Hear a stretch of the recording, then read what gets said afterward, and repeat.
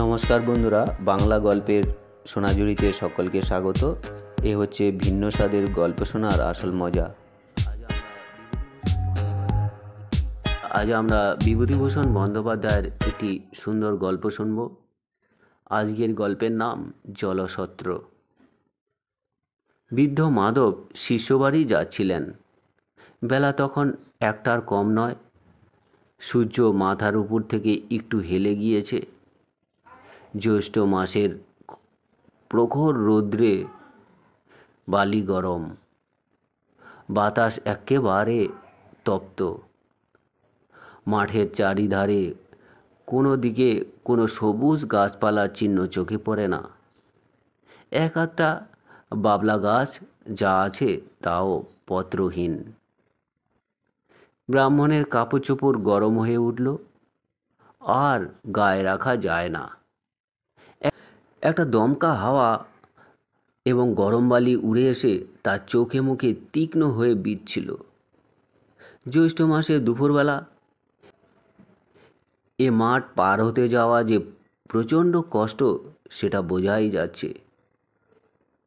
এ কথা নবাবগঞ্জের বাজারে তাকে অনেকে বলেছিল, তবু তিনি কারুর কথা না শুনে জোর করেই বেরুলেন। সে কেবল বোধহয় কপালের দুঃখ ছিল বলেই। পশ্চিম দিকে অনেক দূরে একটা উলুখড়ের মতো গরম ক্ষেত বাতাসে মাথা দোলাচ্ছিল। যেদিকে চোখ যায় সেদিকেই কেবল চকচকে বালির সমুদ্র। ব্রাহ্মণের ভয়ানক তৃষ্ণা পেল। গরম বাতাসে শরীরে সব যেন জল শুকিয়ে গেল। জিভ জড়িয়ে আসতে লাগলো। তৃষ্ণা এত বেশি হলো যে সামনে ডোবার পাতা পচা জল পেলেও তিনি তা আগ্রহের সঙ্গে পান করবেন। কিন্তু নবাবগঞ্জ থেকে রতনপুর পর্যন্ত 4.5 ক্রোশ বিস্তৃত এই প্রকাণ্ড মাঠটার মধ্যে যে কোথাও জল পাওয়া যায় না, বাজারেই বলেছিল। এত কষ্ট তাকে ভোগ করতেই হবে। ব্রাহ্মণ কিন্তু ক্রমেই ঘেমে উঠতে লাগলেন।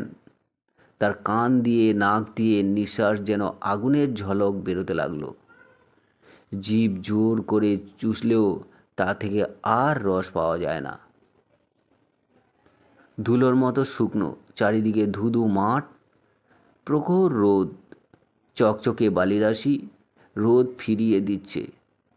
গরম বালি ধুলো কুটো উড়িয়ে নাকে মুখে ঢুকিয়ে দিচ্ছে। অসহ্য পিপাসায় তিনি কষ্ট পাচ্ছেন।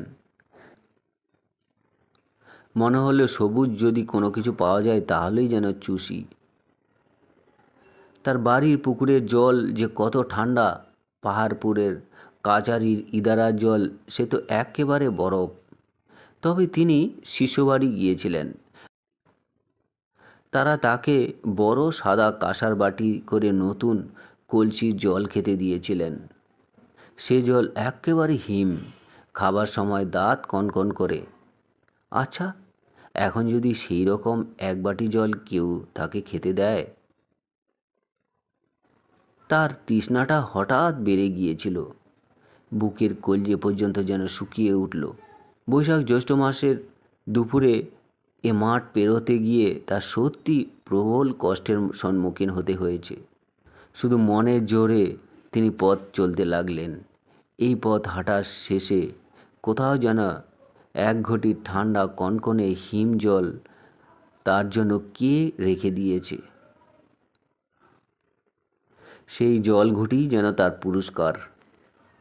এইভাবে তিনি কলের পুতুলের মতো চলছিলেন। বটতলায় পৌঁছে দেখলেন একটা জলছত্র।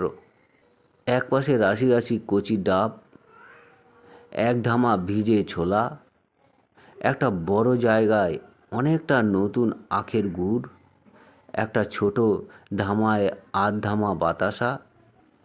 একজন জালা থেকে জল উঠিয়ে চেরা বাঁশের খোলে জল ঢেলে দিচ্ছে, আর লোকে বাঁশের খোলের এমুখে অঞ্জলি পেতে জল পান করছে।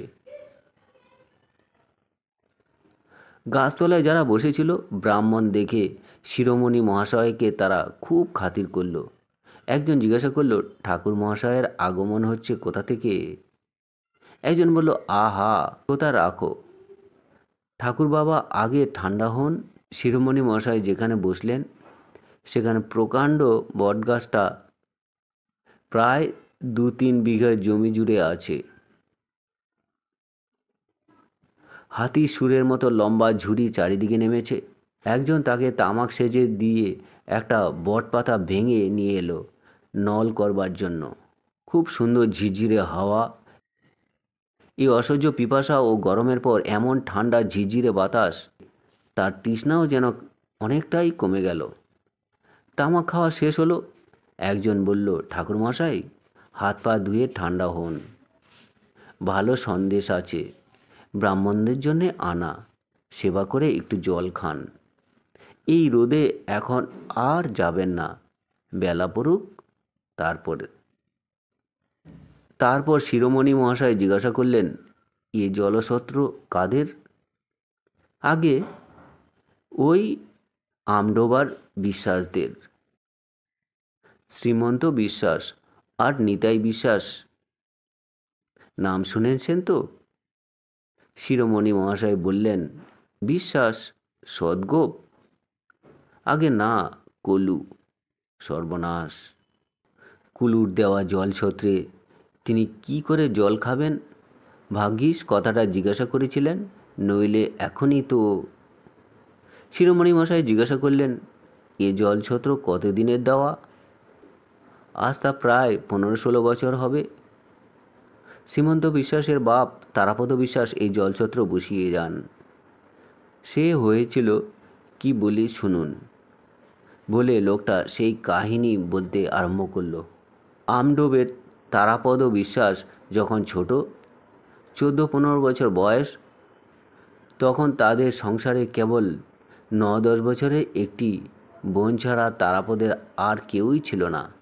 ভাই বোনে মাথায় করে কলা, বেগুন, কুমড়ো এইসব হাটে বিক্রি করত, এতেই তাদের সংসার চলত। সেবার মাসের মাঝামাঝি তারাচাঁদ ছোট বোনটিকে নিয়ে নবাবগঞ্জের হাটে তালশাঁস বিক্রি করতে গিয়েছিল। মাঠের আর কিছু ঠিক করতে পারেনি।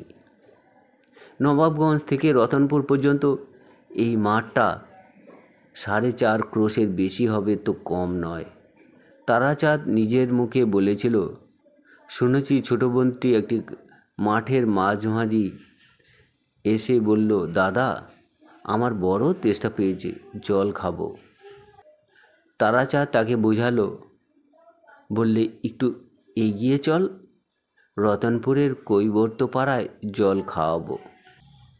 তারাচাঁদ তাকে কোলে তুলে নিয়ে বটগাছের ছায়ায় নিয়ে এসে বসালো।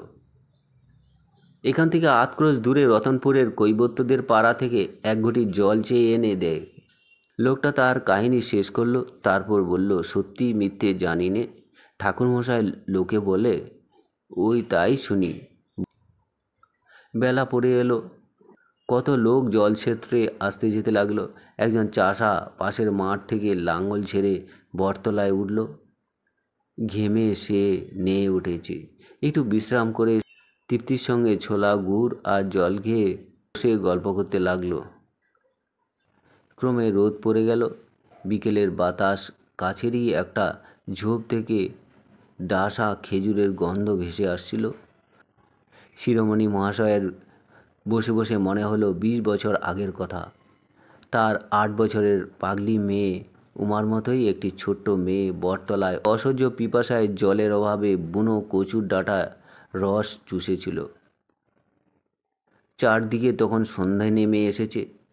তপ্ত মাঠ তখন ছায়া শীতল হয়ে আসছে। তখনই কেবল সমস্ত দিনের পরিশ্রমের পর যেন শান্ত হয়ে এসেছে পরিবেশ। আর যে লোকটা জল দিচ্ছিল তার নাম চিনিবাস, যাতে সদ্গোপ। শিরোমণি মশাই তাকে বললেন, ওহে বাপু, তোমার ওই বড় ঘটিটা বেশ করে মেজে 1 ঘটি জল দাও তো আমাকে। আর ব্রাহ্মণের জন্যে আনা সন্দেশ আছে বললে না? তো বন্ধুরা, এই ছিল বিভূতিভূষণ বন্দ্যোপাধ্যায়ের একটি সুন্দর গল্প পাঠ। আপনাদের যদি ভালো লাগে চ্যানেলটির সঙ্গে থাকবেন, সাবস্ক্রাইব করবেন। সকলে ভালো থাকবেন। ধন্যবাদ।